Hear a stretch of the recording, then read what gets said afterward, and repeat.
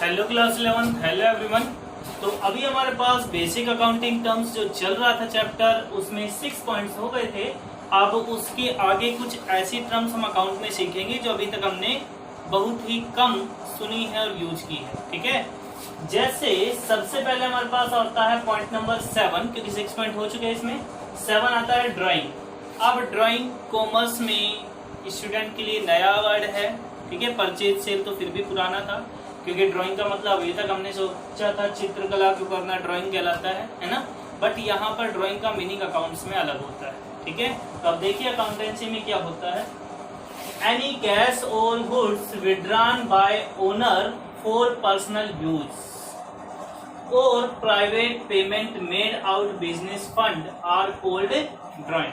Mean समझे, meaning है कि अगर बिजनेस का ओनर कोई कैश या कोई भी गुड्स अपने पर्सनल यूज के लिए निकालता है बिजनेस में से, तो वो क्या कहलाएगी? ड्राइंग कहलाएगी। क्या कहलाएगी? ड्राइंग। दोबारा रिपीट करता हूँ। फॉर एग्जाम्पल, एक एग्जाम्पल देकर बताते हैं। मान लीजिए मेरे पास कोई शोरूम है और वो शोरूम हमारे पास कपड़ों का है। तो मैंने क्या किया, उसमें से 2-4 जोड़ी अपने लिए और 1-2 जोड़ी बच्चों के लिए वो निकाल लिए। ठीक है, तो वो जो निकाले हैं वो क्या कहलाएगी? It is drawing. क्यों है ड्राइंग?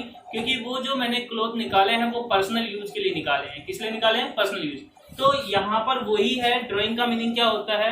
अगर कोई बिजनेस का ओनर है, वो अपने पर्सनल यूज के लिए कोई भी कैश निकालता है। मान लीजिए मैंने अपने बिजनेस में नगद पैसे निकाल लिए 10,000 5,000, तो पर्सनल यूज के लिए हमारे पास कैश निकालता है, या फिर हमारे पास वो कोई भी गुड्स निकालता है, तो उसे क्या कहेंगे? हमारे पास ड्राइंग कहेंगे। समझ में आ गया? बहुत ही आसान है। एनी कैश और गुड्स मतलब कोई भी नकदी पैसा या कोई भी हमने गुड्स। गुड्स यानी कि क्या होता है? वस्तु, सामान। जिस चीज का वो बिजनेस कर रहा है वो उसके लिए गुड्स कहलाएगा।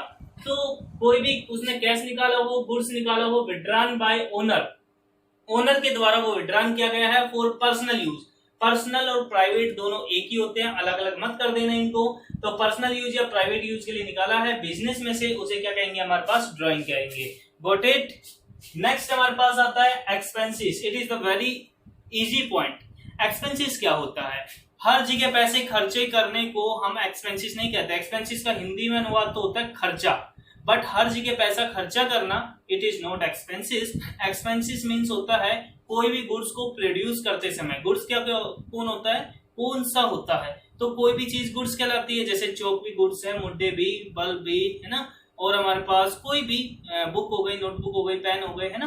तो कोई भी हमारे पास वस्तु यानी कि गुड्स को प्रोड्यूस करते समय, मैन्युफैक्चर करते समय उसकी जो कॉस्ट आती है, और सेलिंग करते समय, एक तो मैन्युफैक्चरिंग करते समय, एक सेलिंग करते समय जो उसकी कॉस्ट आती है, it is called expenses. Okay, तो it is refer to the cost of producing, produce मतलब बनाना, उसको मैन्युफैक्चर करना, and selling the goods and services. कोई भी गुड्स या सर्विस है उसको सेल करते समय या उसको प्रोड्यूस करते समय जो कॉस्ट आएगी वो क्या कहलाएगी? हमारे पास expenses. Okay, for example cost of goods sold. Goods मतलब वस्तु, सोल्ड मतलब बेचना, सेल की सेकंड फॉर्म है।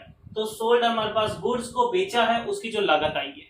ठीक है, फॉर एग्जांपल गुड्स को बेचने के लिए मैंने एडवर्टाइजमेंट करवाई थी, है ना, सेल्समैन रखे हुए थे। ठीक है, तो ये हमारे पास कुछ कॉस्ट ऑफ गुड्स सोल्ड हमारे पास आएगी, तो उसकी जो लागत है। Amount paid for rent, rent paid, commission paid, salary paid, advertisement, ये सारे हमारे पास किसमें आएंगे? एक्सपेंसेस कहलाएगा। ओके, नेक्स्ट आता है इनकम।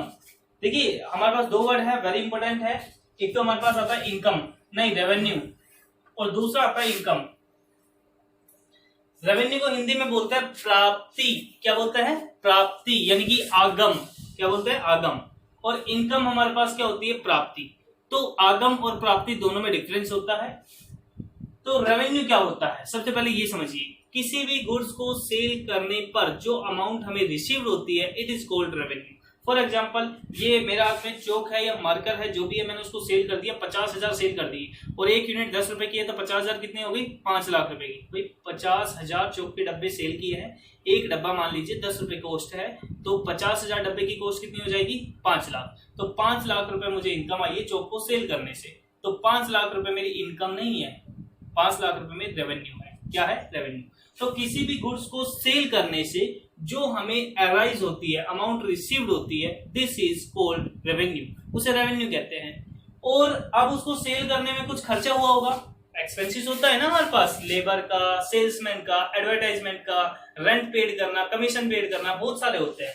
तो वो जो एक्सपेंसेस है उसमें से वो माइनस कर दो, तो जो बचेगा वो हमारे पास इनकम कहलाएगी। फॉर एग्जांपल उस 5 लाख में से 1 लाख रुपए खर्चा किया गया था उसको बेचने के लिए, तो 4 लाख रुपए जो एक्चुअल में है वो क्या कहलाएगी, इनकम। Got it. तो यहाँ पर है income is different from revenue, income revenue से अलग होती है। Amount received from sale of goods, मतलब गुड्स को सेल करने से जो अमाउंट प्राप्त हुई है इज कॉल्ड रेवेन्यू, वह रेवेन्यू है। और cost of good sold, good को बेचने पर जो उसकी लागत आई है वो एक्सपेंसेस है।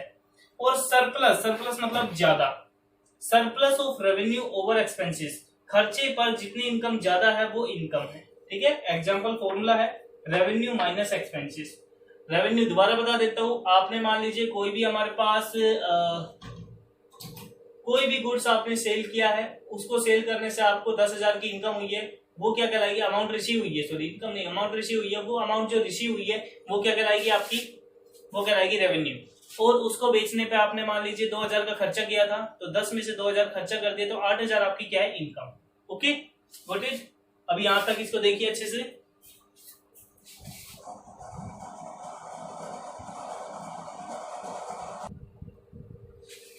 हाँ, तो नेक्स्ट यहाँ पर हमारे पास आता है प्रॉफिट। ओके, नेक्स्ट कौन सा आता है हमारे पास, प्रॉफिट। तो प्रॉफिट क्या होता है हमारे पास, it is refer to, it is the excess amount of total revenue over total expenses. Over का मतलब होता है ज्यादा, ओवर के बाद जो वैल्यू होती है वो हमेशा कम होगी, ओवर से पहले जो है वो उससे ज्यादा होगी। मतलब हुआ कि यदि टोटल खर्चा और ये है टोटल आपकी अमाउंट जो रिसीव हुई है, तो टोटल जो अमाउंट रिसीव हुई है वो टोटल जो खर्चा है उससे ज्यादा है, तो उन दोनों का जो डिफरेंस है वो क्या कहलाएगा आपका, प्रॉफिट। क्या कहलाएगा आपका, प्रॉफिट। फॉर एग्जांपल मान लीजिए मैंने किसी चीज को सेल किया है, फॉर एग्जांपल आप ले लीजिए हमारे पास रेफ्रिजरेटर मैंने बहुत सारे सेल किए हैं और उससे 50 लाख की इनकम आई है, और उसके ऊपर जो मेरा टोटल खर्चा था ना सेल करने पे वो है हमारे पास 10 लाख। कितना है, 10 लाख। तो टोटल खर्चा मतलब हमारे पास हो गया उसकी कॉस्ट और सब कुछ मिलाकर, चलो 30 लाख मान लो।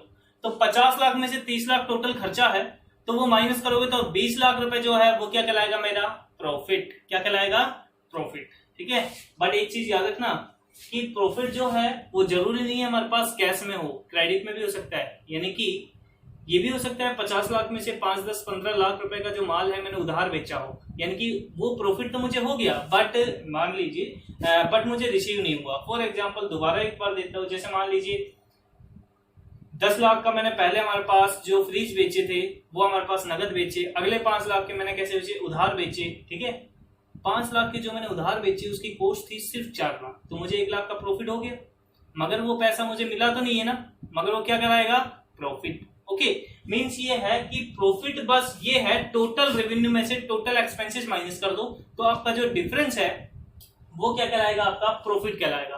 बट जरूरी नहीं है प्रॉफिट आपको रिसीव्ड हो गया हो, प्रॉफिट रिसीव्ड हो गया तो उसे क्या कहते हैं, अगला पॉइंट, गेन। जब प्रॉफिट आपको रिसीव हो जाता है तो उसे गेन कहेंगे, बस इतना सा याद रखिए। क्या, जब प्रॉफिट आपको रिसीव हो जाता है तो उसे क्या कहते हैं, गेन। मगर गेन में और भी पॉइंट आते हैं। गेन में आता है, जरूरी नहीं है आपने गुड्स या सर्विसेज को ही सेल करने से आपने इनकम कमाई हो, जरूरी नहीं है कि गुड्स या सर्विसेज को सेल करने से ही इनकम कमाई हो। आपने जो इनकम कमाई है वो किसी भी वे, किसी भी सोर्सेस, किसी भी साधन से हो सकती है, बट वो मॉनेटरी होनी चाहिए, मतलब मनी की टर्म में आपको रिसीव होनी चाहिए, तो क्या कहलाएगा आपका, गेन कहलाएगा। तो गेन क्या होता है, it is the monetary benefit. Monetary मतलब मनी, जो मनी से रिलेटेड हो, मॉनेटरी बेनिफिट है, प्रॉफिट है, एडवांटेजेस है, resulting from transaction from sale of fix assets. और फिक्स असेट्स मैंने लिख दिया, इसके साथ आप लिख सकते हो अदर एक्टिविटीज। ठीक है, अदर एक्टिविटीज। जैसे अदर एक्टिविटी का एक छोटा सा एग्जांपल देता हूं, कोर्ट में आपका कोई केस चल रहा है जमीन जायदाद प्रॉपर्टी का, और आपने वो जीत लिया और उसकी अमाउंट आपको नगद मिल गई, दिस इज गेन। क्या कहलाएगी, वो गेन कहलाएगी, क्योंकि आपको अमाउंट वो रिसीव हो चुकी है, वो जो आपका प्रॉफिट है वो गेन कहलाएगा। ठीक है, नेक्स्ट पॉइंट आता है कोस्ट। कोस्ट क्या होती है? कोस्ट मैंने पहले ही बताया था, किसी भी गुड्स को मैन्युफैक्चर करने के लिए, सर्विस को मैन्युफैक्चर करने के लिए हम जो अमाउंट स्पेंड करते हैं वो क्या है? खर्चा है, एक्सपेंसिस है। और उस एक्सपेंसिस को किसी स्पेशल गुड्स पर खर्च किया जाए तो वो क्या कहलाएगा? कोस्ट।